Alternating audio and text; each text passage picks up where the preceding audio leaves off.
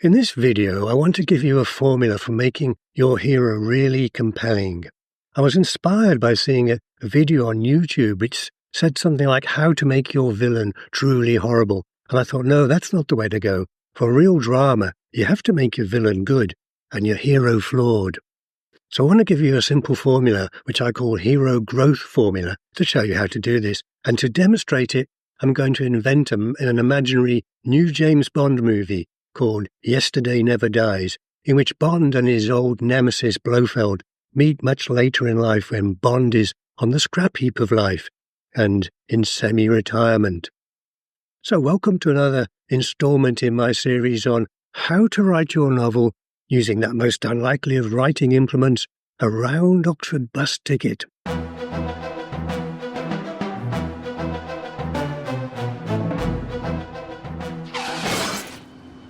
For inspiration, we're taking the bus down to the high street and setting off in search of a place, a college where, somewhat improbably, James Bond studied. Here it is, New College. Although founded in 1379, it's probably not all that new. Well, James Bond in Tomorrow Never Dies took Danish lessons here. Now, in the Bond movies, the hero is usually a two-dimensional, moustache-twirling bad guy straight from central casting, isn't he? Bent on world domination because the plot requires it. Not much in the way of character depth or motivation.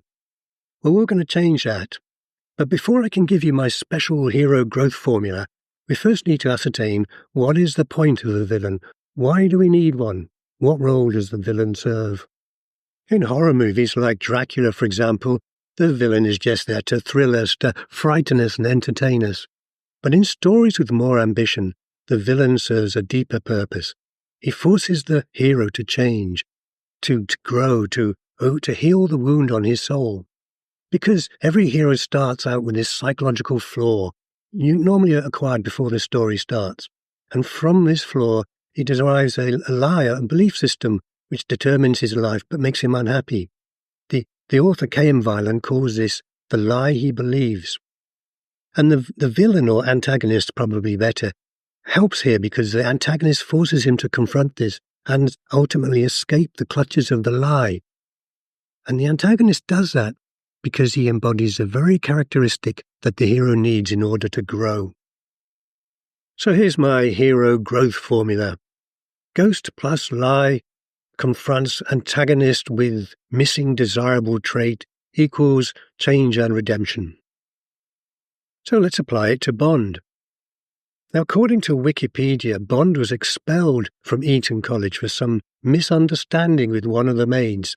Well, it doesn't specify, but I want to use that as a springboard to imagination, and we'll invent a backstory for Bond, a ghost. I want to imagine that while he was at Eton College, he had a passionate crush on the school nurse. And when he left, he ran into her and they fell in love and had a brief but passionate, torrid affair. And then Bond did something really terrible, something that haunted him for the rest of his life and forced him to bury his heart in a safety deposit box and hide it from the world and keep the world at bay so he would never get hurt again. The lie he believes is, if I let someone into my heart, it will destroy me. So as a consequence, he leads an emotionally stunted life. He's a hired killer who never considers the moral implications of what he does. He has a string of casual relationships with beautiful women, and he never lets his guard down or lets anybody near him emotionally.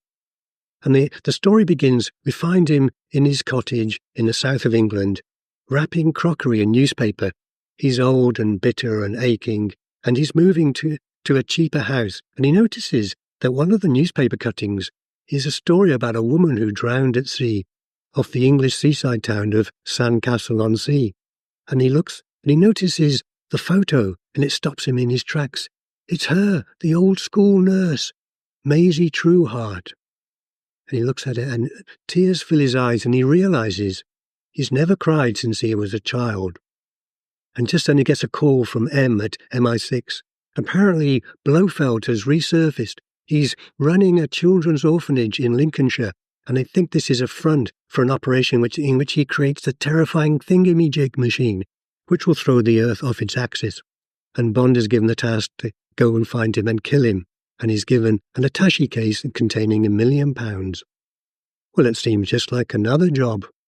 But when he arrives, he's in for a bit of a surprise because the orphanage is nothing like the sort of luxurious lakeside villa that Blofeld normally lives in. It's a crumbling old Victorian former girls' boarding school, dilapidated and smelling of mould and floor polish and boiled cabbage. And everywhere there's a sound of children's laughter, and the netball courts are being used now to grow potatoes. And Blofeld is now a Catholic priest, Father Blofeld, and two happy smiling children take Bond by the hand and lead him to find Papa Blofeld, and they find him milking a goat. Blofeld seems genuinely pleased to meet his old nemesis James Bond again, and he smiles at him with twinkly eyes and a warm smile, and he says, "Is there any sound, any music more beautiful than the sound of laughing children?"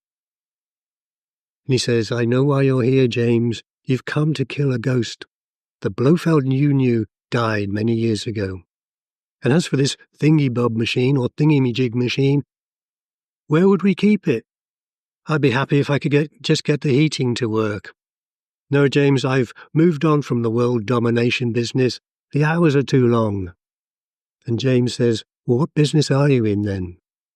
And he says, "Love. Do you know the children argue over who gets to sit on my lap in story time?" And James sees there the love that his children have for Blofeld, and something deep within him which he cannot name stirs.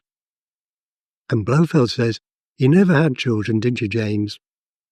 And James says, distantly, "Well, there was a girl once. I did a terrible thing to her."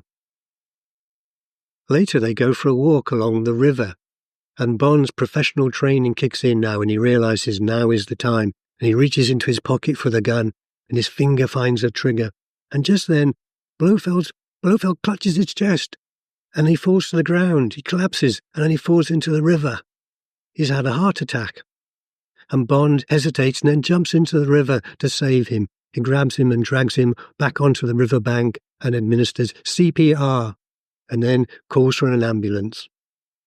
And later at the hospital, Bond tells Blofeld about the terrible thing he did to the girl. And I'll tell you what he did after this short commercial break.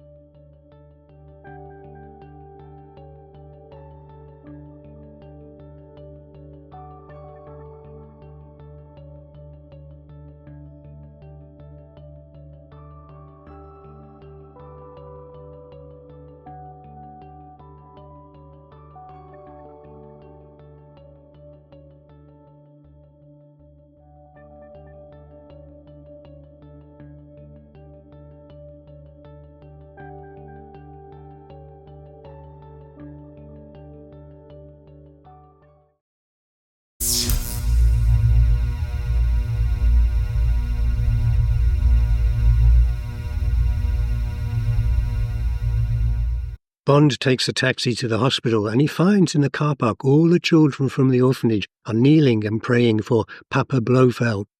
And upstairs in the ward, Blofeld looks up at James from his bed and says with a weak voice, "You saved my life." And James said, "Well, actually, I think it was you who saved my life." And Blofeld nods and says, "What was the terrible thing you did, James?" And he says, "Her name was Maisie Trueheart, and she wrote to me telling me she was carrying my child and she wanted to call it James. And so I sent her a cheque for £2,000 and told her to get rid of it." And Blofeld nods, his eyes close, and he dies. And then Bond walks out to the car park and kneels down and joins the children in prayer, and then he goes back to the hotel and arranges for the attaché case to be sent anonymously, donated anonymously to the orphanage. And in the final scene, we see him at the railway station buying a train ticket to Sandcastle-on-Sea, and in his hand the newspaper cutting. And the camera focuses on the text, and we see the line underlined. Maisie Trueheart was survived by her 19-year-old daughter, Jamie. Well, I hope you found this helpful. If you did, please like and subscribe. And if you want to know the novel writing hack that I really wish I'd known when I started out, take a look at the video that should be on screen now.